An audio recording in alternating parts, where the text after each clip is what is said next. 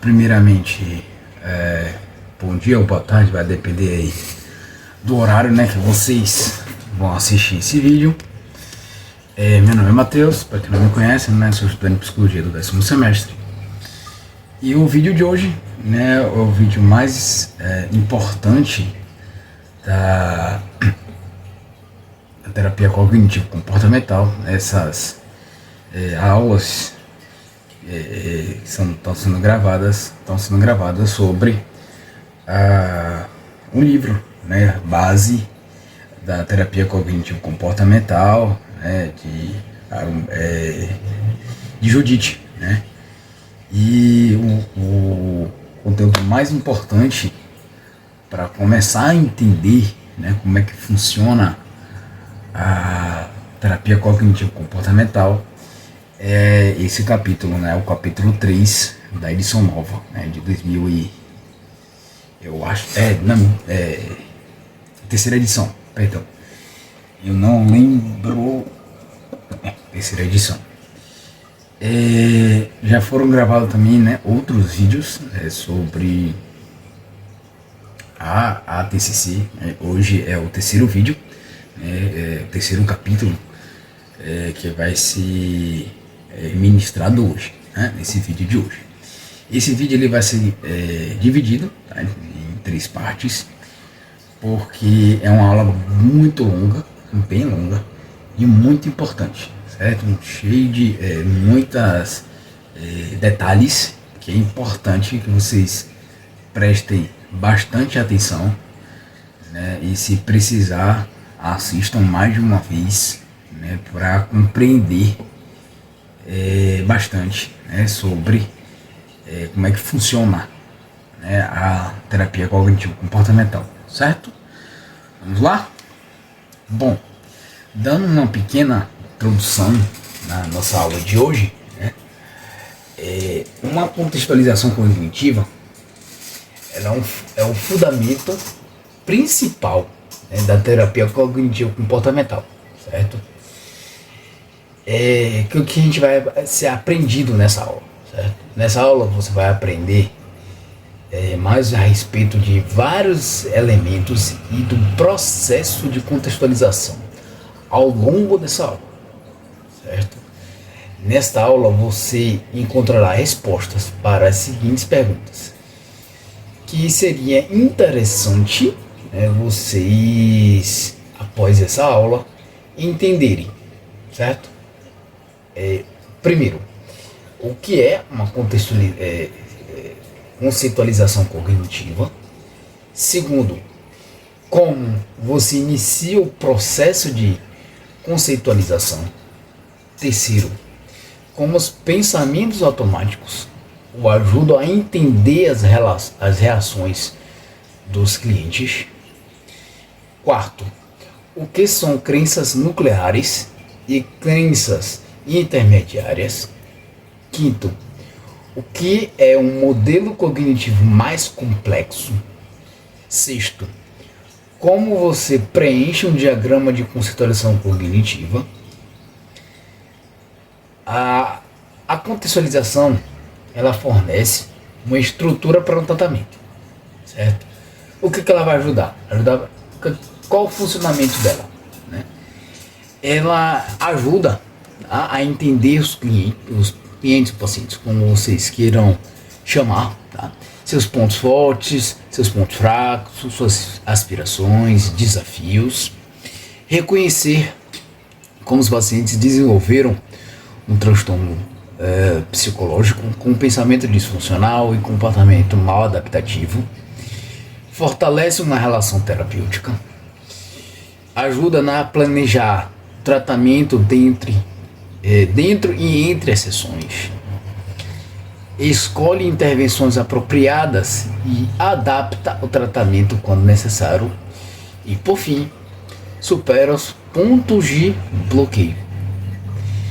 Uma formulação orgânica e em desenvolvimento o ajuda a planejar uma terapia eficiente e efetiva. Você começa a construir a conceitualização durante seu primeiro contato com o paciente e aprimora a cada contato posterior. É importante entender a formulação cognitiva para os diagnósticos dos clientes, as cognições típicas, as estratégias comportamentais, os fatores de manutenção, certo? Mas depois você precisa ver se a formulação se ajusta ou não ao cliente específico. Você continuamente coleta dados, resume o que ouviu, checa suas hipóteses com o paciente e modifica sua conceitualização quando necessário. Certo? Você confirma, rejeita ou modifica suas hipóteses à medida que os pacientes apresentam novas informações. Você continuadamente se pergunta: os novos dados que acabei de obter partem de um padrão que já identifiquei, ou isso é algo novo? Caso sejam dados novos, faça uma anotação para checar em sessões futuras se esses dados fazem parte de um novo ou de um outro padrão, certo? Você compartilha sua conceitualização e pergunta sempre, certo? Sempre tem que ter esse diálogo entre o seu paciente, certo? Se ela soa verdadeira ou parece correta, ou seja, se faz sentido, certo? Se a sua conceitualização for acurada, o cliente invariavelmente diz algo como: sim, acho que está certo, sim, faz sentido, tá? Sempre é importante dizer: e aí, como é que essa informação foi para você? Faz sentido? Se você estiver errado, o paciente costuma dizer: não é bem assim que eu quis dizer, não é isso que eu quis dizer, não é bem assim. E ele vai explicar, né, qual é o seu ponto de vista, né, o que realmente ele quer dizer, certo? É mais como pedir um feedback do paciente, né? Fornece uma aliança e permite que você conceitualize mais acuradamente e realize um tratamento efetivo. De fato, compartilhar sua conceitualização pode e por si só ser terapêutico. No caso de Abby, né, que é o caso onde Judith ele trabalha, ela trabalha, né, que é sua psicoterapeuta, ela sugeriu que ele, na verdade, tinha somente um problema, que seria ver a si mesmo como incompetente e um fracasso. Ele se sentiu melhor, certo?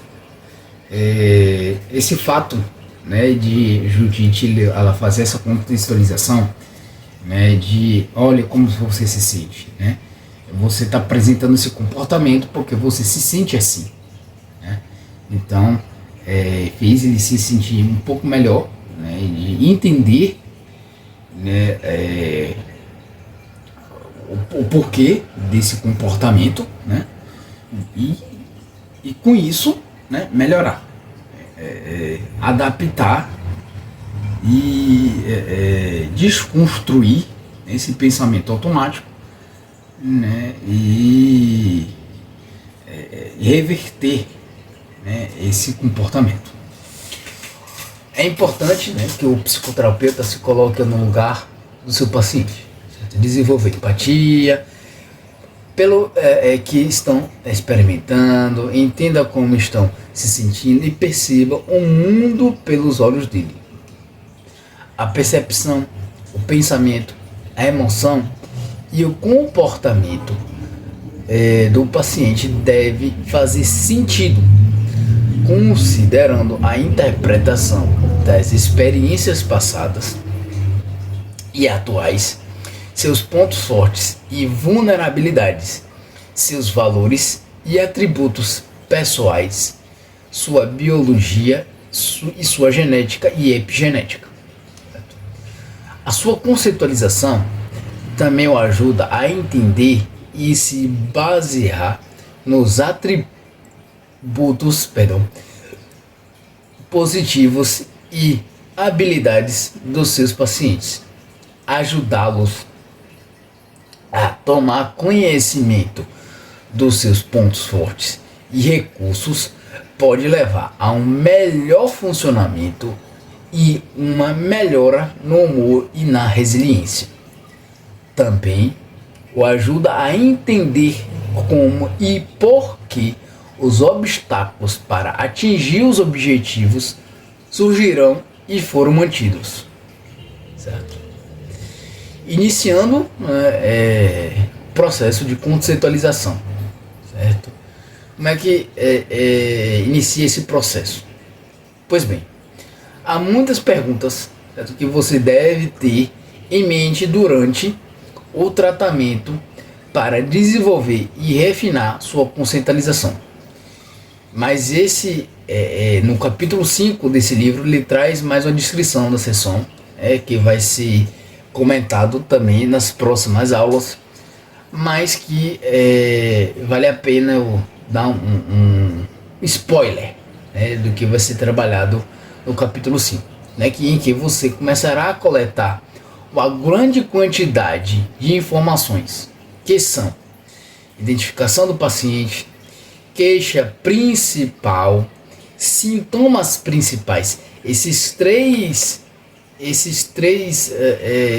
quesitos são os mais importantes, certo? E os três principais e primeiros conceitos que você tem que saber, dentro de uma sessão, da primeira sessão, que é a sessão de avaliação. O estado mental, diagnóstico, medicações psiquiátricas atuais em tratamento atual, relações significativas, melhor funcionamento ao longo da vida e vários aspectos da sua história. Você continuará a reunir os dados ao longo do tratamento. Mas estes três aqui são os principais, certo? Principais e logo os primeiros, certo? Mas o que é o pensamento automático? Como eles ajudam a explicar as reações do paciente, certo? A TCC, ela é baseada num modelo cognitivo, certo? Que levanta a hipótese de que as emoções, os comportamentos e a fisiologia das pessoas são influenciados pela sua percepção dos acontecimentos, tanto externos como ser reprovado em uma prova, quanto internos como sintomas físicos angustiantes. Aqui eu trouxe uma imagem só para vocês compreenderem melhor, certo? Aqui, a primeira partezinha, você tem a situação, certo? O acontecimento. Depois dessa atenção e acontecimento, o que acontece? Acontece a codificação. Depois da codificação, vinha o pensamento automático, certo? Esse pensamento automático aqui, ele funciona através das suas crenças centrais, que vai ser explicado mais para frente. E pensamento codificou, vem uma reação, certo? Uma resposta, podendo ser emocional, como por exemplo tristeza, raiva, ou então comportamento, de isolamento, de se querer ficar deitado na cama, tá? Não é uma situação em si que determina o que as pessoas sentem e fazem, mas como elas interpretam uma situação, como foi explicado aqui nessa imagem aqui, certo? Imagine, por exemplo, uma situação em que várias pessoas estão lendo um texto básico sobre TCC. Ela tem respostas emocionais e comportamentais bem diferentes à mesma situação, com base no que está se passando em suas mentes enquanto lê. A diferenciação aqui vai depender das nossas crenças, certo? As nossas crenças, o que a gente acredita, né? O que faz com que a gente tenha as respostas que eu vou mostrar nos próximos slides. Olha lá. O leitor A, ela pensa, isso realmente faz sentido. Então, assim, até que enfim apareceu um livro que vai me ensinar a ser um bom profissional, um bom terapeuta. O leitor A se sente animado e continua a leitura. Então, assim, para esse paciente daqui, para esse leitor, perdão, daqui, você tem uma aproximação, né? Então ele faz sentido para ele, né? Então tem facilidade, gosta do conteúdo, então vai ter uma resposta diferente já do que o leitor B, que ele vai pensar que é uma abordagem muito simplista e não sei, também vai achar chato, né? Ele vai ficar insatisfeito e descarta completamente o livro, né? Olha lá. Já o leitor B, o que ele vai pensar? É uma abordagem muito simplista, não vai funcionar nunca. Então o leitor ele se sente desapontado e fecha o livro. Eu sei também tem os seguintes pensamentos, né? Que esse livro não é o que ele esperava. Então ele desperdiça dinheiro. Então essa terapia para ele não funciona, né? Não faz sentido. Porém, o leitor D já pensa, eu realmente preciso aprender tudo isso. E se eu não conseguir entender, o leitor D se sente ansioso, né, e continua lendo repetidamente as mesmas poucas páginas, perdão. Já o leitor E tem pensamentos diferentes. Isso é muito difícil. Eu sou tão burro, jamais vou entender isso. Nunca vou conseguir ser um terapeuta. Aí o leitor se sente triste e liga a televisão. Aqui, tá vendo? Você tem um pensamento, você já tem uma situação, que é o livro de TCC, né? Então aqui você vai ter o pensamento automático, que vem através das suas crenças, que é o que muito difícil, e não vou aprender isso, sou burro. Com isso vai ter uma resposta. Qual é a resposta? Dentro da resposta você pode ter o comportamento e a emoção, né? A emoção nesse caso aqui é ele se sentir triste, e um comportamento e desliga a televisão. Fecha o livro e liga a televisão. A forma como as pessoas se sentem emocionalmente e a forma como se comportam estão associados a como elas interpretam e pensam a respeito de uma situação. A situação em si não determina diretamente como elas se sentem ou o que fazem. As reações das pessoas sempre fazem sentido depois que sabemos o que elas estão pensando, certo? Você ficará particularmente interessado no nível de pensamento que pode operar de forma simultânea com o nível de pensamento mais óbvio e superficial. Enquanto está lendo este texto, por exemplo, poderá notar esses dois níveis. Parte de sua mente está se concentrando nas informações do texto, ou seja, você está tentando entender e integrar as informações factuais. E em outro nível, no entanto, pode estar tendo alguns pensamentos rápidos e avaliativos sobre a situação. Essas cognições são chamados de pensamentos automáticos. E não são resultantes de deliberação ou raciocínio. Ao contrário, esses pensamentos parecem brotar de forma espontânea. Por isso que é chamado pensamento automático. Frequentemente, eles são muito rápidos e breves. Você pode quase nem perceber esses pensamentos. É muito mais provável que esteja consciente da emoção ou comportamento que se segue. Mesmo que você esteja consciente dos seus pensamentos, provavelmente irá aceitá-los sem críticas, acreditando que eles são verdadeiros. Você nem mesmo pensa em questioná-los. No entanto, poderá aprender a identificar seus pensamentos automáticos, prestando atenção aonde nas mudanças no seu afeto, comportamento ou a fisiologia.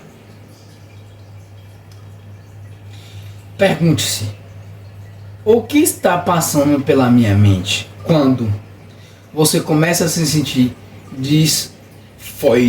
disfórico, ou você se sente inclinado a se comportar de uma maneira disfuncional, ou a evitar se comportar de uma maneira adaptativa, ou você observa mudanças angustiantes em seu corpo ou mente, como por exemplo falta de ar ou pensamentos acelerados. Tendo identificado seus pensamentos automáticos, você pode e provavelmente já o faz em certa medida avaliar a validade de seu pensamento. Por exemplo, quando tenho muitas coisas para fazer, algumas vezes tenho um pensamento automático: eu nunca vou conseguir terminar tudo. Mas faço uma checagem automática da realidade, relembrando experiências passadas e lembrando a si mesmo: está tudo bem. Você sabe que sempre consegue fazer o que precisa. Quando essas pessoas acham que a interpretação delas a respeito de uma situação errônea e a corrigem, elas provavelmente descobrem que seu humor melhora, que se comportam de maneira mais funcional, que suas reações fisiológicas diminuem. Em termo cognitivo, quando pensamentos disfuncionais são sujeitos à reflexão objetiva, nossas emoções, comportamentos e reação fisiológica costumam mudar. Mas, de onde surgem esses pensamentos automáticos? O que faz com uma pessoa interpretar uma situação de forma diferente de outra? Por que a mesma pessoa pode interpretar um acontecimento idêntico de forma diferente, em momentos diferentes? A resposta tem a ver com fenômenos cognitivos mais permanentes, que são as crenças, certo? Que vai ser explicado ao decorrer dessa aula, certo? Observação importante: os temas dos pensamentos automáticos das pessoas sempre fazem sentido depois que entendemos suas crenças, certo? Iremos ficar por aqui, tá? Nessa aula de hoje, a gente falou um pouquinho, do que é a contextualização cognitiva, entender um pouquinho, desses pensamentos automáticos, E na próxima parte dessa aula, vamos falar sobre as crenças, onde a gente vai entender um pouquinho sobre como esse sistema ele funciona, tá certo? Qualquer dúvida, qualquer sugestão, qualquer problema, na descrição dos vídeos, né, vai estar lá meio, tá? Também vocês podem mandar na descrição do vídeo, né, suas dúvidas, sugestões, né, que eu vou ter o maior prazer de ajudá-los da melhor forma possível, certo? Então, até um próximo vídeo.